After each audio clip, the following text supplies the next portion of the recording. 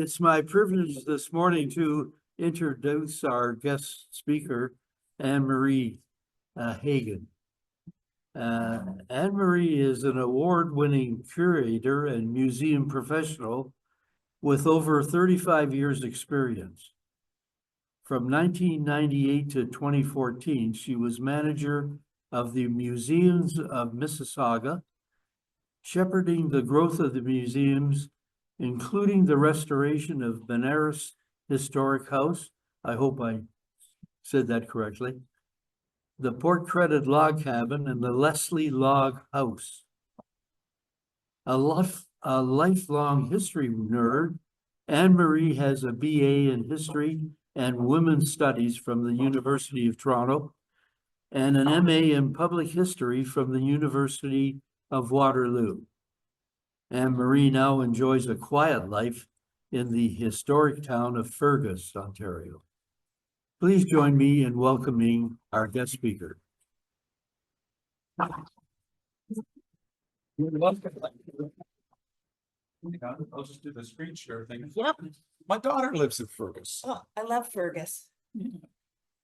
Okay. Come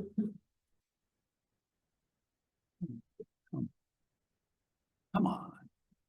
Okay.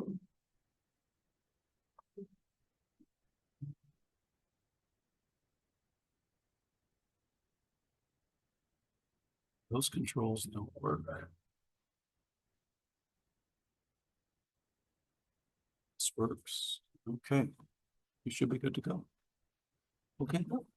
Yep. The only thing I might do is get those, make that smaller. If that's possible. Okay. Yeah, you're forcing me to remember how to do this. Sorry. Just a minute.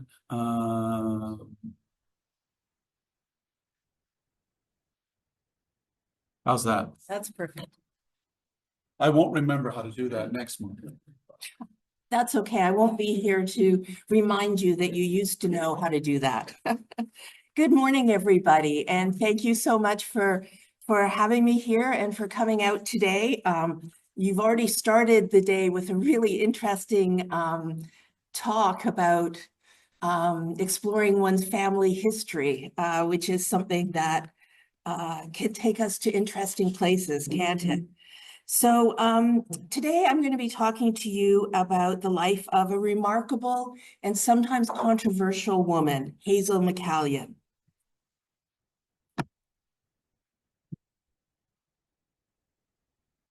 Oh, that's my fault. It's actually, no, it did something with Zoom. So now the computer doesn't know that we're back to PowerPoint. Oh, right. So if I can find the mouse pointer. Okay. So as I expect that most of you know, Hazel McCallion was the mayor of the city of Mississauga for many years. It was from 1978 to 2014. So that makes her one of Canada's longest serving mayors. And I think she's probably one of the best known. As you can see from this selection of images, Hazel had a real sense of humor and was a good sport. She was always up for a photo op and it showed her spirit of adventure. And I think that was all part of her appeal. This morning, I hope to shed some new light on this fascinating woman and the lasting impact that she had, not just on her city or region, but on our province, Canada, and even internationally. So at one point, Mississauga had a reputation for just being a sleepy suburb. But as you probably know, it's really a vibrant, growing, and wonderfully diverse city. These days, it has a population just under 800,000 people, and that makes Mississauga Canada's 8th largest city, the 4th largest in Ontario. Now, what happened recently was that Brampton's population increased, so it actually bumped Mississauga down on that list, which if you know anything about Hazel and her feelings about the region of Peel and Brampton, she would not have liked that. But you know, Mississauga still has like a really solid economic base. And of course, it's home to Canada's largest and busiest airport, Pearson International. But if Hazel was here, she would refer to it as Mississauga International Airport. Mississauga was her city. That's how she saw it. And 66 Fortune 500 companies have their head offices there. And she was very active in making that happen. So I know some of you are likely familiar with Mississauga, but I wanted to share this map just to kind of give you a little idea about some of the areas that I'll talk about. Now, I don't know if I can, no, I can't use the pointer here, but in the center, you could, if you can see where it says city center, that's basically where Square One opened in 1973 in the middle of farmland. And eventually City Hall went there and it's now all developed. But there were, just like here, with small communities pushed into amalgamation with larger communities, there were all these little historic communities, such as Cooksville, Port Credit, Clarkson, Malton, Meadowvale, and Streetsville. So you kind of know where you are geographically. I'll share a little bit about my personal connections and experiences getting to know Mayor Hazel McCallion. Oh, okay. Yeah, Thank sorry you. about that. There's a No. little red button. The Zoom people won't see it, but folks in Okay, the room will see it. so that's city center. And then right here is Streetsville, which is Hazel's area, which I'll talk about. And then the airport is up here and Port Credit, Clarkson. So those, of course, were all little communities with farmland in between them at one point. So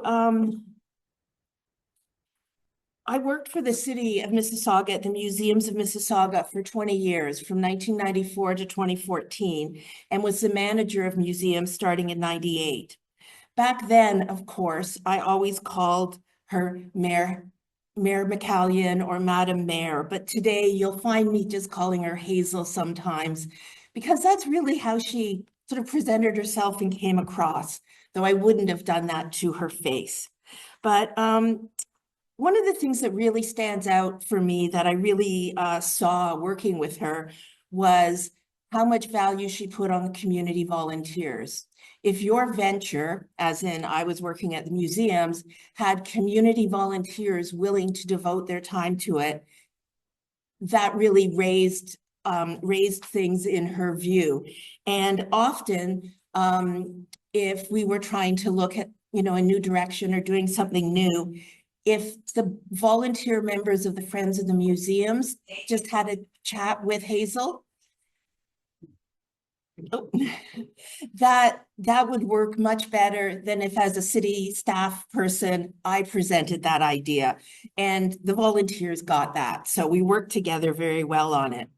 I love this photo on the right. Barbara Larson and her siblings donated Benary's historic house. It was their family home for many generations.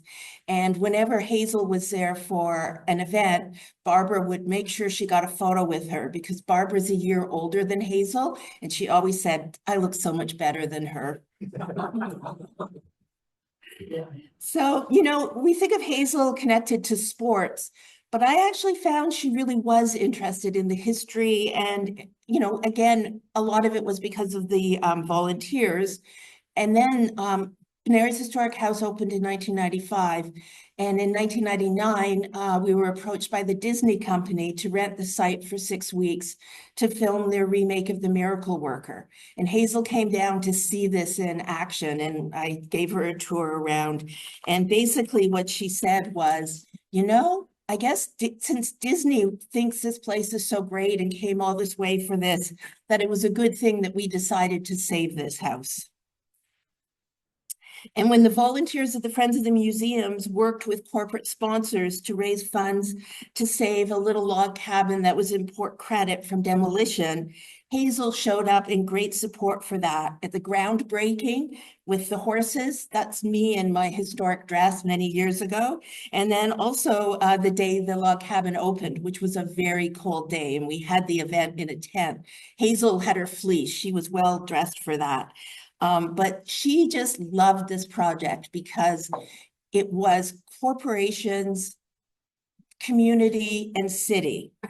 And we all knew she was going to love it. It was getting the city staff who didn't understand how we could contract donated construction services and things who gave me a hard time over contracts, but we did figure all that out. I learned so much from Hazel in my years working for the city. And one of the most important things, and she would say this very loudly to people, do your homework. If you were going to go and do a presentation, you better know your stuff. She would not ask the obvious questions. She would think around the whole issue and think about the impact on the community and ask those questions. And she expected anyone to be as dedicated as she was. And if you weren't, you were going to hear about it.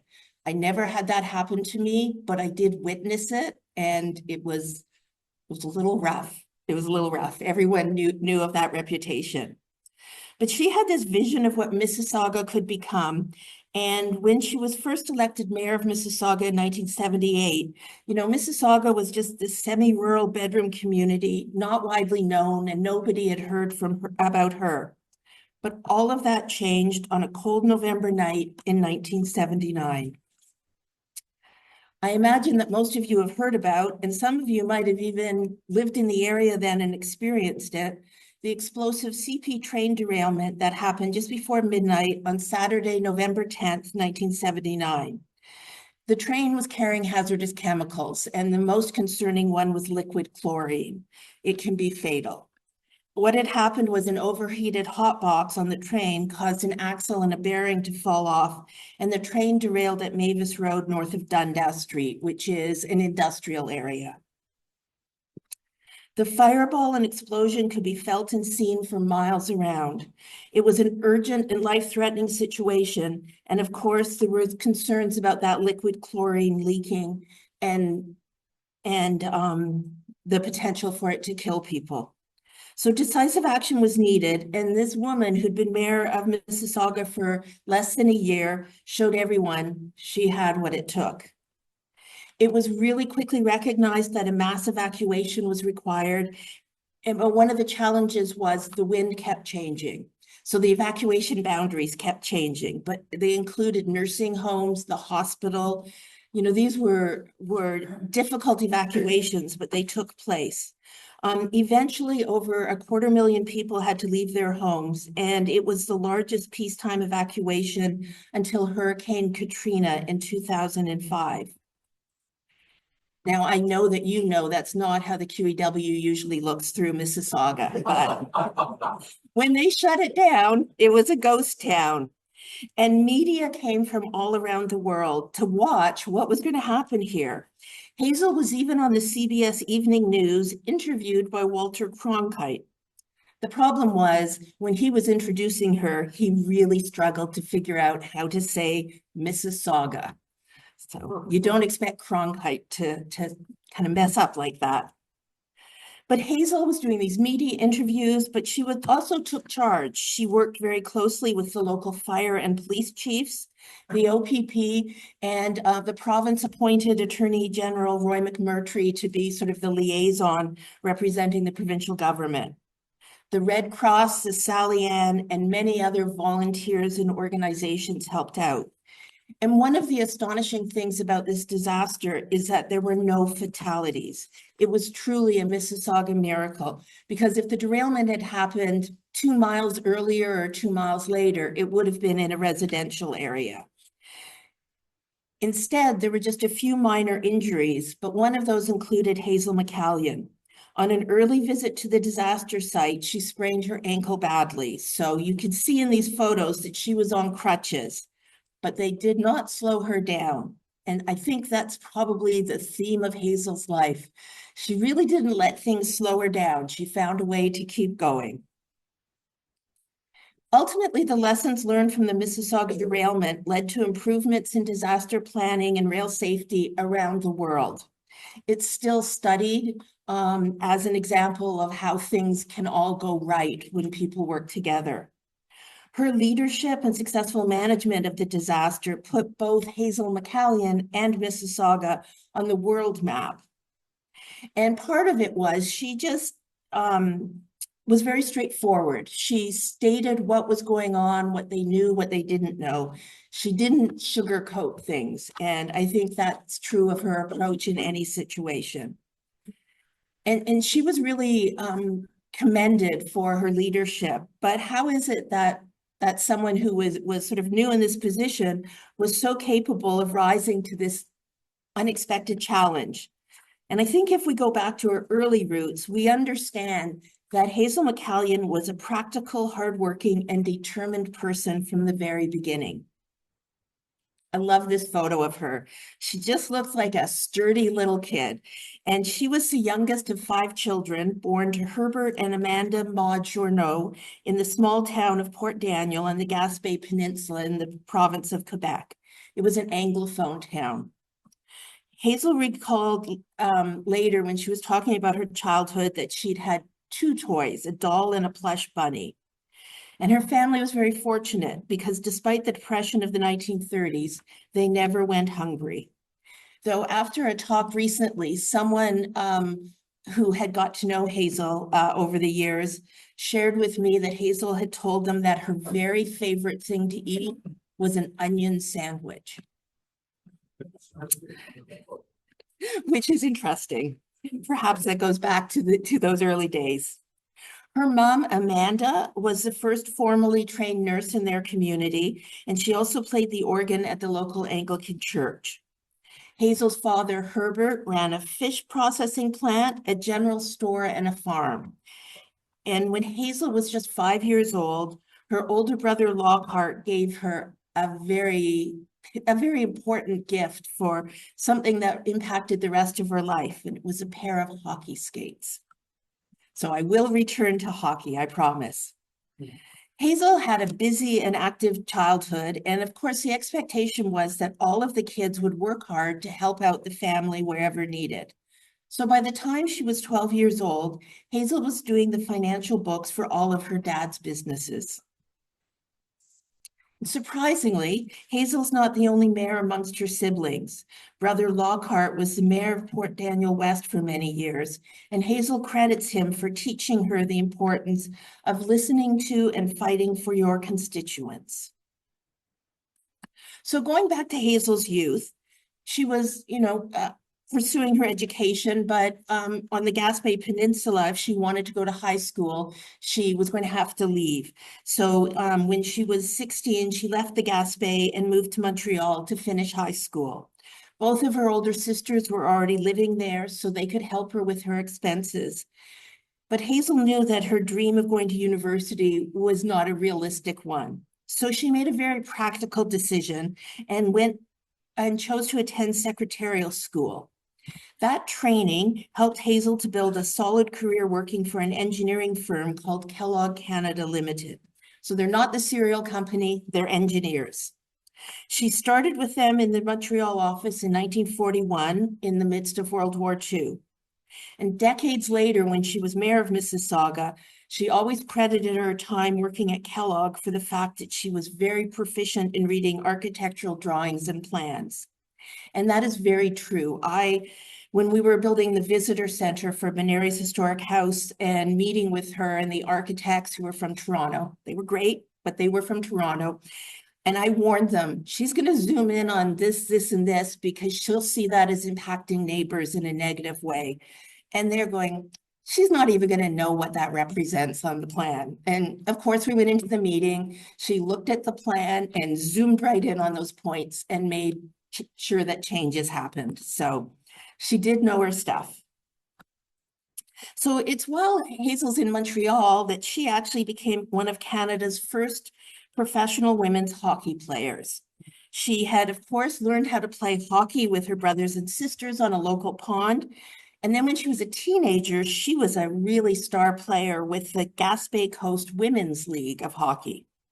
So now she's in Montreal and she's earning $5 a game. That's what makes her a professional hockey player. And that's about $95 a game in today's money.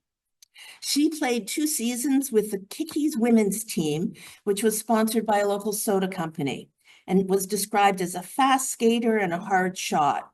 But just in case you're thinking of women's hockey almost 100 years ago, probably pretty gentle, I don't think so. In one game, Hazel took a puck to her mouth and lost 2 teeth. It didn't scare her off hockey, though. In 1942, Kellogg Canada decided to move their offices to Toronto, and Hazel was offered a job there. So she followed and was soon promoted to the position of office manager. But when she got to Toronto, her big disappointment was there were not any professional women's hockey leagues. So instead, she turned her time and her focus to her faith, and she started attending St. Michael's and All Angels Anglican Church in Toronto. The minister there was someone called the Reverend Snell, and he became an important mentor to Hazel. She's written about him that, quote, he understood youth and encouraged us to develop a contemporary worldview based on the Christian tenets of comforting the afflicted and, when necessary, afflicting the comfortable. You can start to see how Hazel's learning things along the way. She joined the Anglican Young People's Association at the church, and it was through that organization that she first got to know a young man named Sam McCallion, who was actually on the executive of the national group.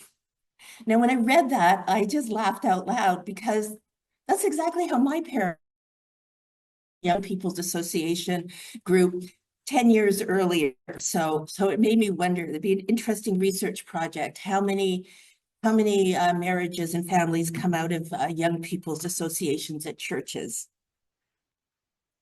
So with her growing interest in social justice, Hazel wrote to Prime Minister Mackenzie King on behalf of the Anglican Young People's Group. And, quote, she was asking him to look into the unjust internment of Japanese Canadians during World War II with an eye towards compensation for the wronged. Now, this is right after the war. And in fact, the Prime Minister's office did not reply to her letter.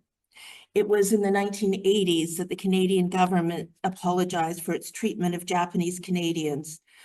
So it was 40 years later.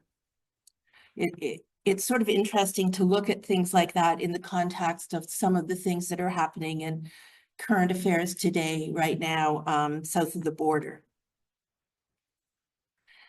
So Hazel got really involved with this group and was soon elected the Dominion Vice President. And in that position, she was one of 5 delegates from the Anglican Church of Canada who attended the Second World Conference of Christian Youth in Oslo, Norway in 1947. This was an important experience for Hazel. Of course, it was her first time on an airplane, her first experience of a different place and culture, and meeting with people from all around the world. Youth were coming together in the painful aftermath of World War II, seeing what they could do, working towards a more hopeful future. They passed a number of resolutions urging politicians around the world to follow Christian principles of fighting racial discrimination, poverty, and social inequity. In 1949, Hazel became the first woman to be president of the Canadian-wide Young People's Association. And as she's written, it was her, quote, first taste of politics and serving constituents. It also demonstrates her commitment to her Christian faith. And that is absolutely something that was sort of a core value and something that really sustained Hazel throughout her life. Don't they look so happy? Another great photo.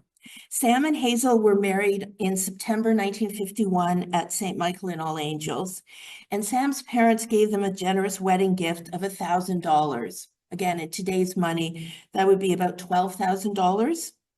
So with it, Hazel and Sam, adding it in with their own savings, were able to put a down payment on 5 acres of rural property near Streetsville, which at the time was a small village west of Toronto. And they settled there in an area that one day would be part of the city of Mississauga. Sam was a photographer and later ran a laundromat, a printing company, and he published the Streetsville Booster and later the Mississauga Booster newspaper. And they were full of community news and good news as newspapers, and are still, I believe, still carrying on. Streetsville was a picturesque rural village surrounded by farms when the McCallions arrived in 1951, and the population was just over 1,100 people. But within a decade, when Streetsville became a town, the population had exploded to over 5,000. So there was a lot of concern about uncontrolled growth. Streetsville saw itself as a unique place, a tight-knit community with long historic roots, and it didn't want to change. Through the 50s, Hazel and Sam raised 3 children, while Hazel at first continued working with Kellogg Canada in Toronto. Sam was busy in the community, active in the founding of the Streetsville Chamber of Commerce. And both Hazel and Sam were very involved at Trinity Anglican Church in Streetsville throughout their lives. In 1962, Hazel began to devote more time to working with Sam and his businesses, and she also got more involved in the local community. But meanwhile, throughout her life, Hazel has always kept up her domestic responsibilities and has often said that, quote, housework and gardening are great forms of exercise and they keep one humble. I sometimes think about that when I don't feel like weeding the garden. Hazel's first foray into local politics came in 1964 when she campaigned for the position of Deputy Reeve of Streetsville. And she lost. It was the only election she lost in her entire life. Luckily, that didn't scare her away. She got involved with the Streetsville Chamber of Commerce, and as you would expect of her, by 1966, she was the president. She was also appointed to the Streetsville Planning Board and soon became chair of that committee. She was actively trying to learn about her community and local politics, sort of forming a vision of the future. In 1967, she ran successfully for Deputy Reeve of Streetsville. And then the next year, she decided to run for Reeve and no one ran against her, so she was appointed. 1970 brought a big change. It was a first for Hazel and for Streetsville, and she became its first female mayor. She'd run on a platform of keeping Streetsville as an independent municipality, and that was a really key issue in the community. And as always, Sam was by her side. Their daughter Linda has said, I'm quoting, "He was always 100% behind my mom. It is often said that there's a woman behind every great man. Well, my dad was the man behind the great woman." So as Hazel took on her new role as the mayor of Streetsville, it's 1970, and there's this sort of looming specter of forced amalgamation of all the villages. In 1968, most of the surrounding villages had come together to become the town of Mississauga, but both Port Credit and Streetsville had refused. But now the province was pushing very hard and they wanted to create a city of Mississauga. And Hazel and Streetsville were pushing back harder. They didn't want anything to do with this. So a group of citizens came together and created a committee. And as sometimes happens in committees, when they were trying to decide what to call themselves, they came up with a name that sounds like a committee came up with it. So they called themselves Streetsville's Place Under Regionalism Citizens Action Committee. But luckily, they shortened that to SPUR because they were busy and active, and everybody knew this was happening in 1973. And here's what they argued kind of in their statement of purpose, quote, "Under a government with jurisdiction over all of South Peel, our representation and thus control over our own destiny will be assimilated and decided by politicians who cannot identify with our collective philosophies." And you know, that's probably something that is very similar to what was happening in every community, you know, the different regions that were being created and forced and people fighting against it. It's interesting. It is. I'm not sure if it's this one. No, it's the other one. They were causing a lot of noise.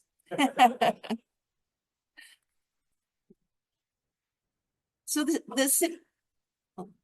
citizens of Streetsville were really serious about their efforts, and they loved the unique historic character of their village. So they were, you know, doing this loud campaign. And as part of their protest, local residents, including Sam McCallion, started the wonderful Streetsville Founders Bread and Honey Festival. It's the first weekend in June, and it's still an important annual event where everybody can have fresh baked bread and local honey as part of the event. So in this moment of time, it's late June 1973, and Streetsville is pushing hard to not have amalgamation. So a meeting was held, and it was a particularly memorable and noisy meeting. And it was attended by Bill Davis. Now, he was there with two different hats on. He was the conservative MPP representing that riding of North Peel, and he was also the premier of the province. And I guess he'd heard all those people in Streetsville are really stirred up, because when he walked into the meeting, he had 8 OPP officers with him. And having spoken to several people who were at that meeting, that just raised the temperature a whole bunch. People were not impressed with that. So he was facing 500 angry Streetsville residents led by Hazel McCallion, who were all saying that they were going to fight to the death against this amalgamation. Mississauga news writer John Stewart described it as, quote, likely Bill Davis's most uncomfortable evening in politics.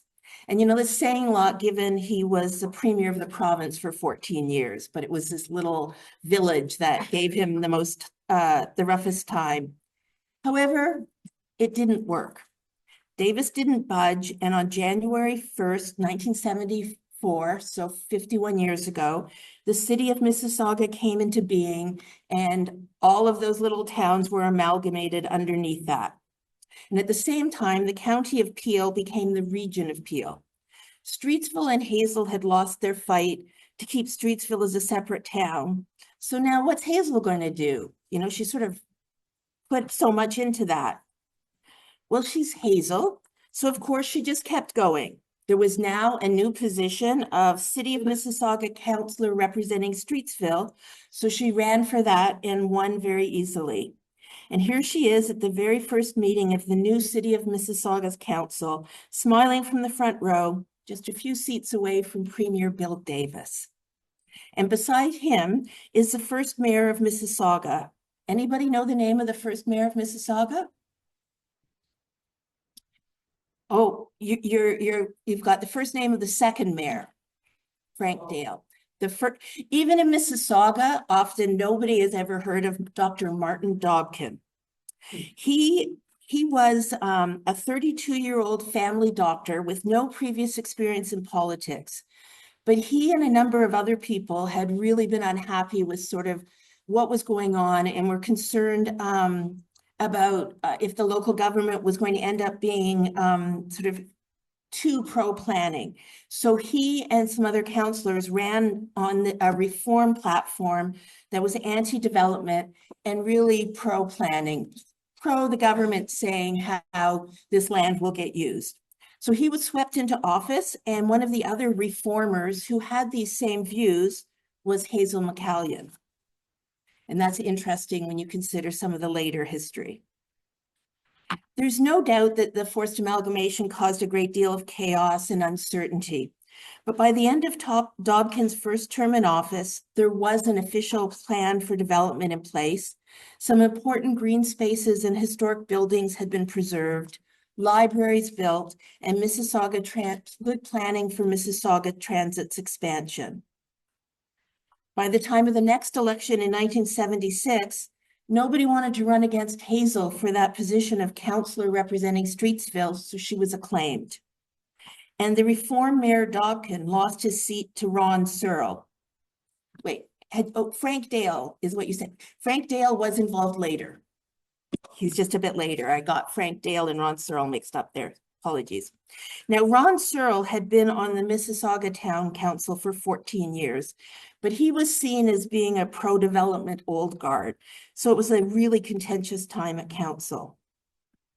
But meanwhile, Hazel continued to represent her Streetsville constituents, both at the City of Mississauga and at the Region of Peel Council as well.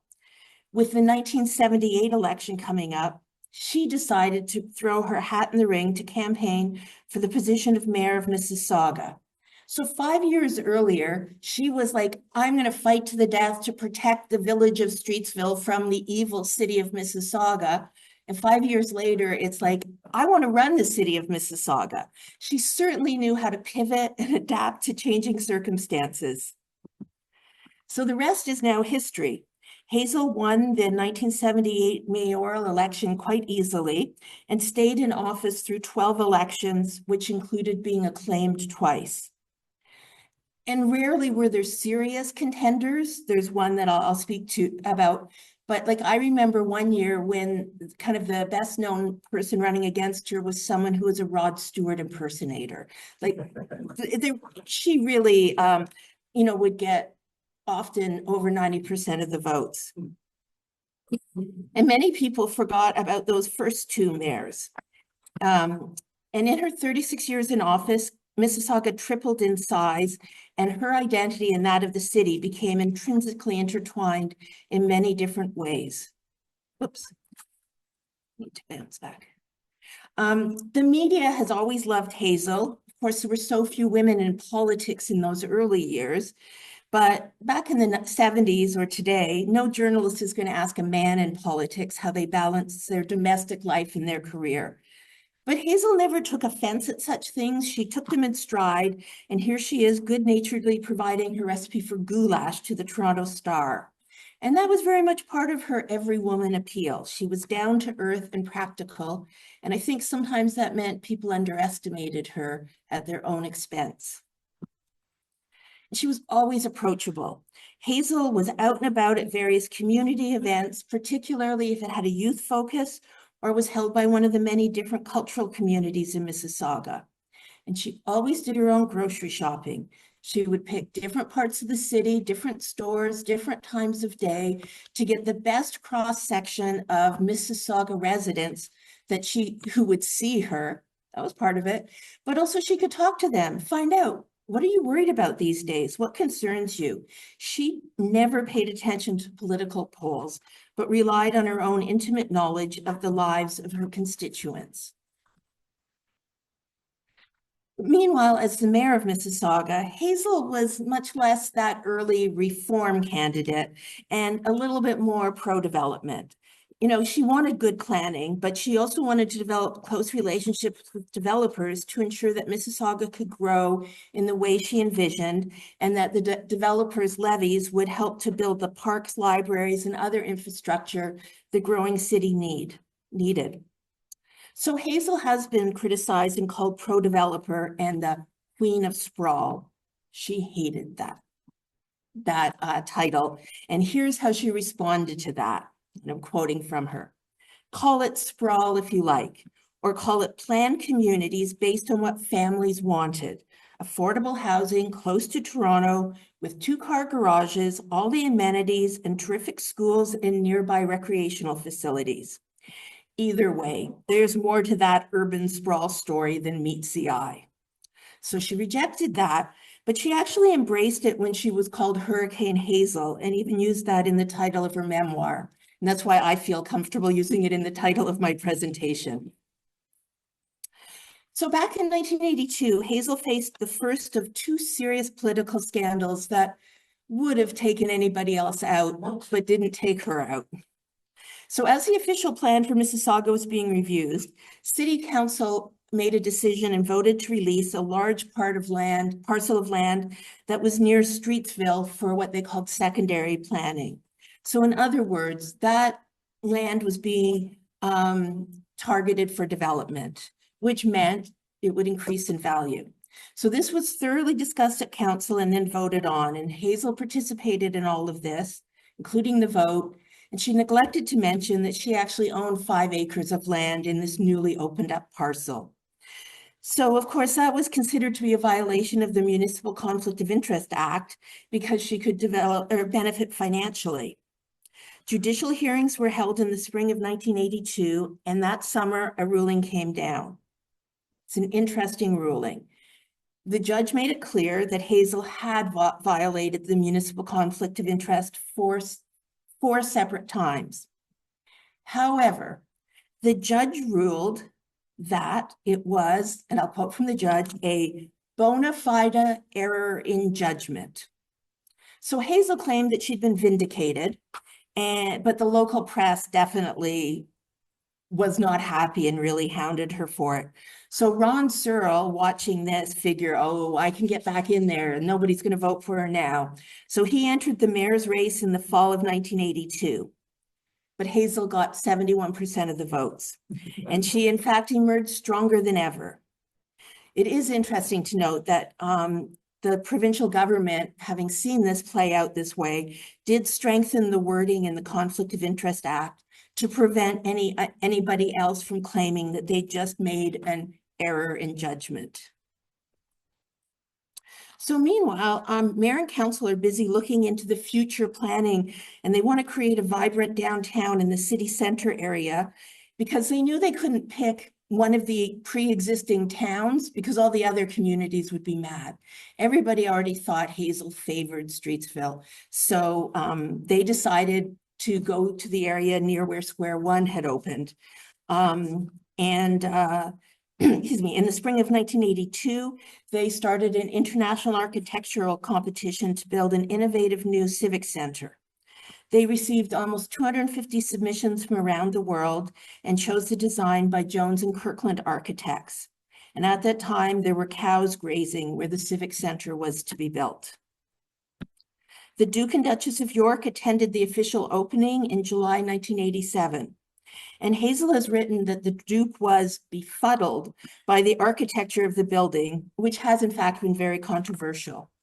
Its postmodern design is intended to reflect images of Mississauga's farming past through a futuristic lens. So some people love it, others hate it. Even Hazel admitted that she had mixed feelings about the building. Quote, "I will say it's unique. It just doesn't have that inviting feel that I'd hoped it would have."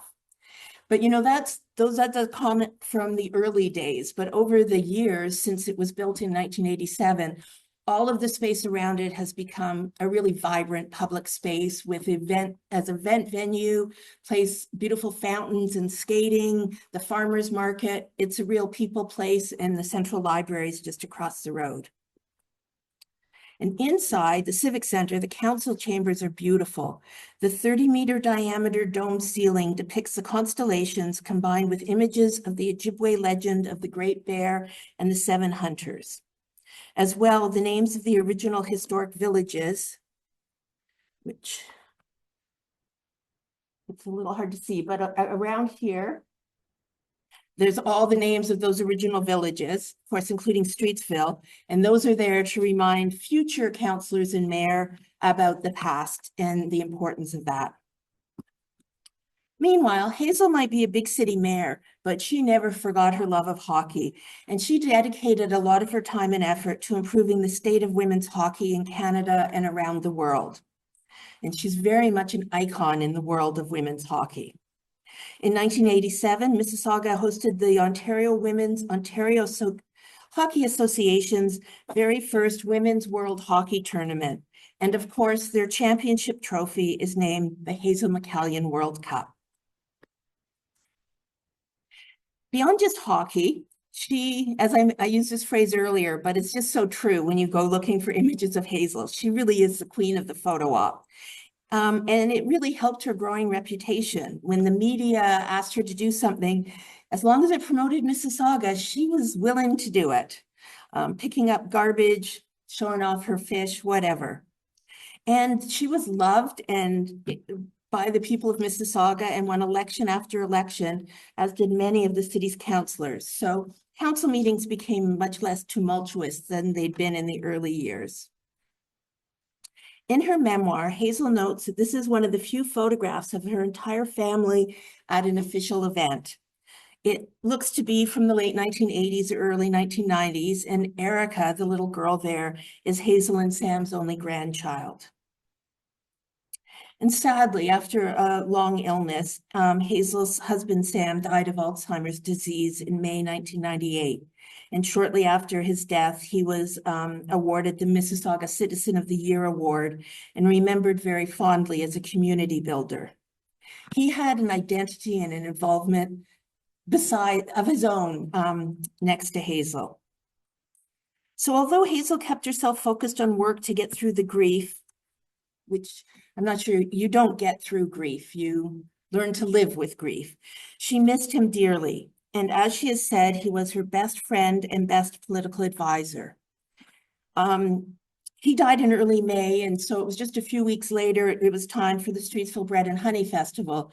And everybody who went to it knew Hazel always walked at the front of the parade, but nobody expected her to be there that year. And at that point, my kids were like that tall, and we of course went off to see the parade and sort of realized, looking down, you know, as you do, looking to see is the parade coming, that there she was at the front of the parade, walking hand in hand with Erica. And as she passed, everybody just stood and applauded. And you really got a sense of how the community loved her and saw that she was telling us she was just going to find a way to keep going. And of course, Hazel had continued to work with developers to encourage the building out of Mississauga, always with an eye on those developers' fees and looking to see if there are other donations towards important projects that might be made.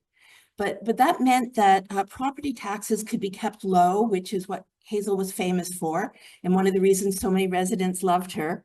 And in 1993, Mississauga actually got national attention for decreasing property taxes by 1%. It was sort of unheard of. And at that point, the city went many, many years without any tax increases and was without debt until 2012, when some loans were needed to help with some infrastructure repairs. She had such a big vision for her role as mayor, and that meant that she often did more than what other mayors were doing at the time. In 1982, she started a golf tournament, and it ran until 2014, raising more than $3 million for over 300 local charities supporting youth and children. And of course, at the same time, the tournament was a great chance for developers, business people, and councillors to mingle and talk, backroom talk. And then there was also the Mayor's Gala. The first one was held in 1987, and it had a goal of raising funds for arts, culture, and heritage in Mississauga. So it contributed some of the funding for the Living Arts Center, opened in 1997. It was a very exclusive event. I must admit, I always hoped to go, but never did go, but always heard about it. And there were always star headliners, such as impersonator Rich Little or singer Rita McNeil. Here's Neil Sedaka and Anne Murray. And over the years, the gala raised over $4 million. Those funds are now with the Mississauga Community Foundation and the Hazel McCallion Fund for Arts, Culture, and Heritage. So grants are dispensed annually to support those groups. Here's Paul Anka and even Bob Newhart. So these were big names coming in. In her memoir, Hazel wrote, quote, "I have so many fond memories of the galas. Regis Philbin and I danced together and we became fond friends. Until that gala, I'd never heard of Regis, and I told him so. He was a bit taken aback at first, but then he went on to make a joke about it during his performance. We got along so well, he even had me to New York to appear on his show, and he still refers to me as his favorite mayor whenever we talk her right." Of course, she met many celebrities, and she became very dear friends with jazz pianist Oscar Peterson, who lived in Mississauga for a number of years and in fact is buried there. Hazel was an honored guest when a statue recognizing Peterson's contributions to Canadian culture was unveiled in Ottawa. And of course, in her official duties, she interacted with people such as the Governor General. In 2005, she received the Order of Canada, and more recently, Hazel was made a member of the Order of Ontario. She's also received dozens of other provincial, federal, and international awards over the years. In 2005, she was the runner-up, so came in second in the World Mayor Competition. Now, the person who came in first was the mayor of Rome. So I think that's pretty good. Rome first, Mississauga second. She also met many royals over the years, but she considered the Queen Mum to be her all-time favorite royal. And quoting, "What a delightful person with such a warm and charming personality." Now, in her final term of office, Hazel had to face that second big scandal of her political career, and unfortunately, this one hit close to home.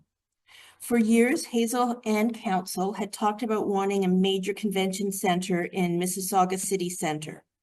And now her son Peter and his company World Class Developments Limited were proposing such a project.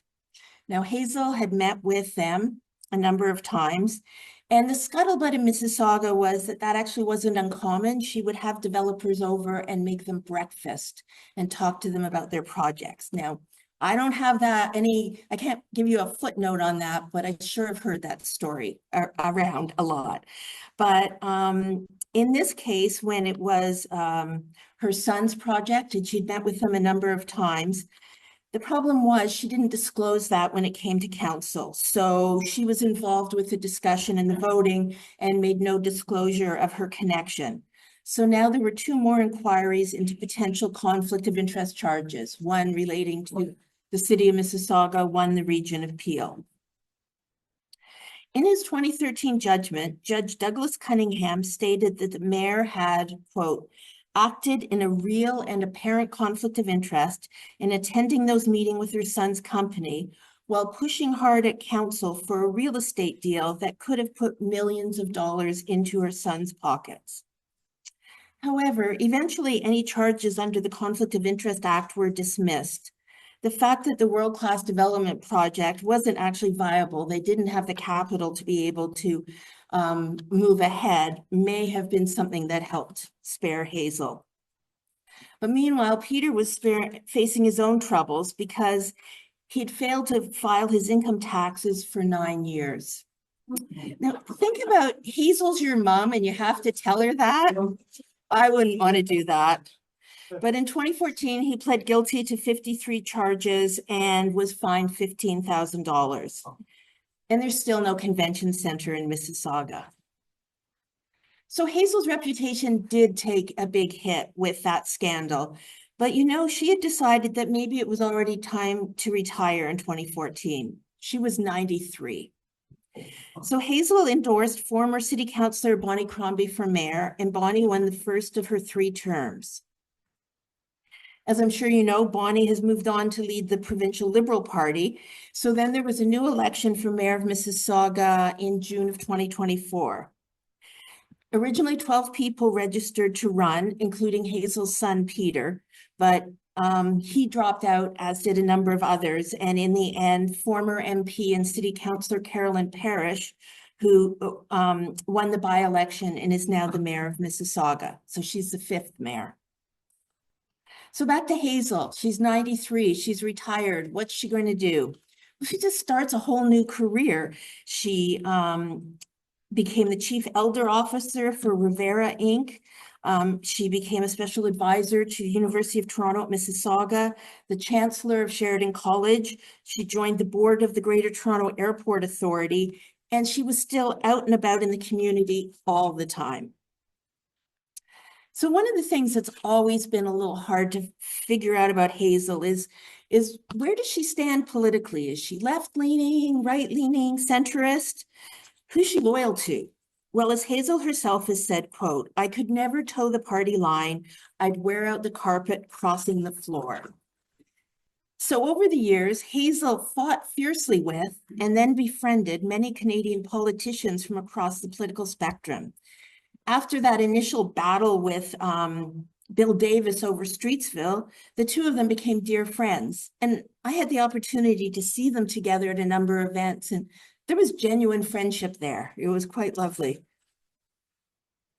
Federal investment in business and industry in Mississauga brought prime ministers from both sides of the aisle. And of course, she had dear friendships on both sides of the aisle.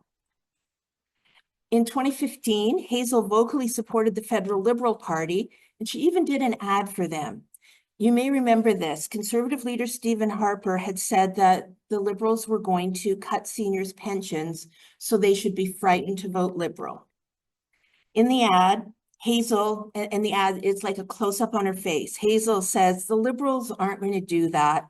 And then she ends by looking just right into the camera, really close up, on her amazing face, and she says very forcefully, "Stephen, do I look scared to you?" So the ad's still on YouTube. It's worth a look. You can, if you search, you'll find it. And then there's Doug Ford, the Conservative Premier of Ontario. In the fall of 2022, when Hazel was 101, the province appointed her to the chair of the Greenbelt Council Advisory Group. So that is something that raised that old tag, Queen of Sprawl, and some concerns about Hazel. And in fact, Hazel and the council did support the controversial plans to remove the lands from the Greenbelt, plans that, as I'm sure you know, the premier has had to cancel, and that whole situation still being investigated. This photo was taken the last time I saw Hazel in person, and it was at a Heritage Mississauga event in 2019. Hazel was speaking. If you try to picture it, it's a big banquet hall, probably 500 people in it. Everybody wants to hear Hazel. She never used speaking notes. She just was off the cuff. So she's wandering around the stage with her mic, and all of a sudden she falls off the stage. It was about a 3-foot drop. And I swear every one of us in the room went at the same time, sort of held our breath. And just a split second later, she bounces up, waves her arms, says, "I'm fine." Now, she did walk around to the side and use the stairs to get back up on the stage, but then she just kept going like nothing had happened. And I think that's what everybody sort of expected, Hazel. She was always going to do that. And it meant that somehow it felt shocking, despite her age, when we heard that she had passed away quietly on January 29th, 2023, at the age of 101, 2 weeks short of her 102nd birthday. We all just sort of thought she'd keep going, but she had been diagnosed with pancreatic cancer just after Christmas. Tributes to Hazel poured in from around the world. She lay in state in the Mississauga Civic Center, and thousands paid the former mayor their respect. Her funeral was held at the Paramount Food Center, the big arena in Mississauga, so it could accommodate the volume of mourners. Speakers included the past and present prime ministers, lieutenant governor, premiers, Mayor Bonnie Crombie, and of course, Fran Ryder, the president of the Ontario Women's Hockey Association, as well as many others. Each spoke very warmly of her as a person, as well as highlighting that fierce trailblazing life that she led. She started in this little town in 1920 on the Gaspé Peninsula and really led a remarkable life. A few months after her passing, Premier Ford fulfilled what he's called a deathbed promise to Hazel when the province passed the Hazel-McCallion Act for the dissolution of the region of Peel. Now that's something she would have loved, really. I do know that's true. She didn't love the region of Peel. And it was supposed to happen on January 1st of this year, but in fact, the government did backtrack and the dissolution isn't going to happen. And full disclosure, I have friends and colleagues, and I worked at both the city of Mississauga and the region of Peel, and everybody was so relieved. I think it was the right decision, my personal view there. But as we wrap up, I just want to acknowledge that in this short time available, we've barely scratched the surface. She did so much more. And if you'd like to learn more about her, I recommend these 2 books. Her memoir was written with journalist Robert Braille, and it sort of gives a folksy sense of how Hazel viewed her life and accomplishments. It's a really enjoyable read, and you really see her great sense of humor. That's very evident. But as a counterpoint, I also recommend Tom Urbaniak's Her Worship, Hazel McCallion and the Development of Mississauga. Tom grew up in Mississauga, actually in Streetsville, and he was a member of the Mayor's Youth Advisory Committee. So he really understands the place, but he went on to study political scientists and is now a professor. And his book is a research-based, readable, and balanced discussion of the life and impacts of Hazel McCallion. And she hated it. When we were doing an exhibit about her, when I was still at the Museums of Mississauga, there was a quote from it. It wasn't highly critical, but it just offered a slightly different perspective. And several people told me I was risking my whole career putting that in the exhibit, but I got away with it. Just think she'd never found out about it. So in her memoir, Hazel wrote that, quote, "I hope I'm remembered for helping to uplift, inspire, and elevate those around me, and that I always put Mississauga first." And you know, I do think that's how she's remembered, though you have to substitute Streetsville for Mississauga for those early years. But no one who met her will ever forget her. And personally, I didn't always agree with her politics, but I just have such incredible respect for her commitment, her hard work, her dedication to her constituents, and her positive outlook on life. It's very inspiring. So thank you so much for this chance to talk to you today about Hazel and her remarkable life. I'm happy to answer any questions, or if you have any of your own Hazel or derailment stories that you'd like to share, please do. Thank you.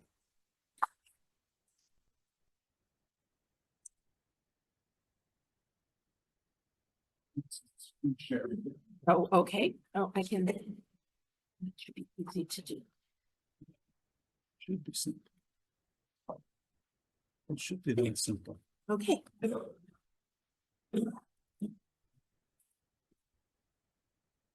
We got any questions? Okay, so someone's got a mic? Go ahead. Oh. You mentioned, is it you that's got the question? You won't be able to paraphrase this. You underestimate me. Go ahead, Hugh. I think we'll hear you.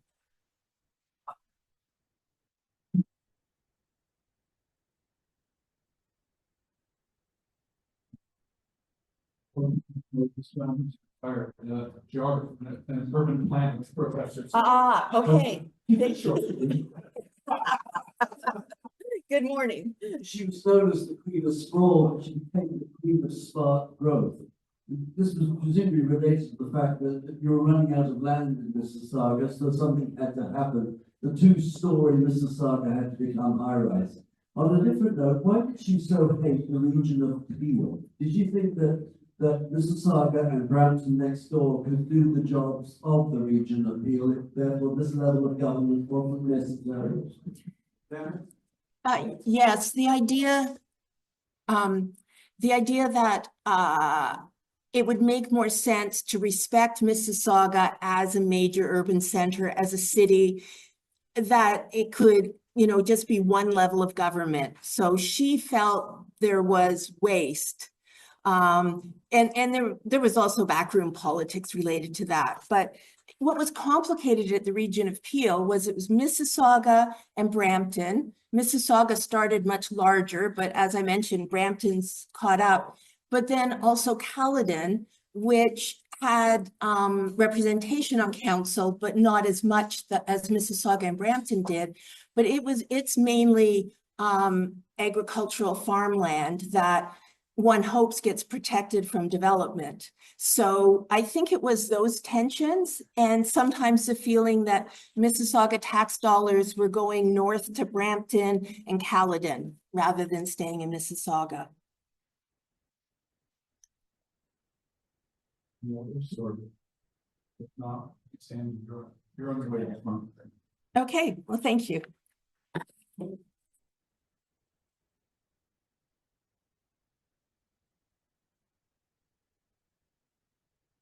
Annemarie, thank you very much for such a wonderful presentation on the life of Hurricane Hazel.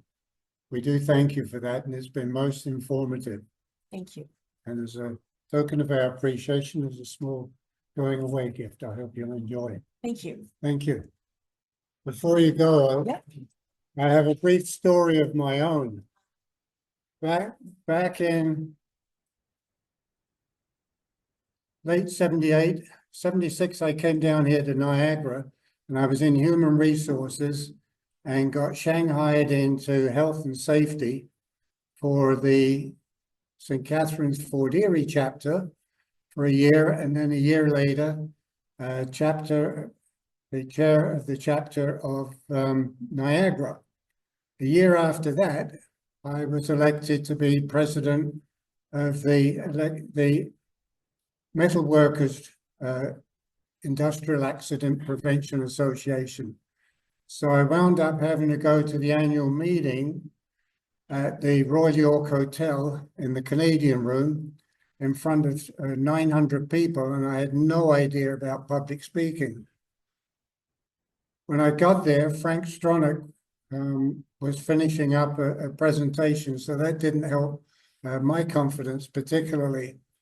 Anyway, we get up there and we're getting started on the annual general meeting, and I get through that and get settled down, and then we're having our guest speaker, Hurricane Hazel.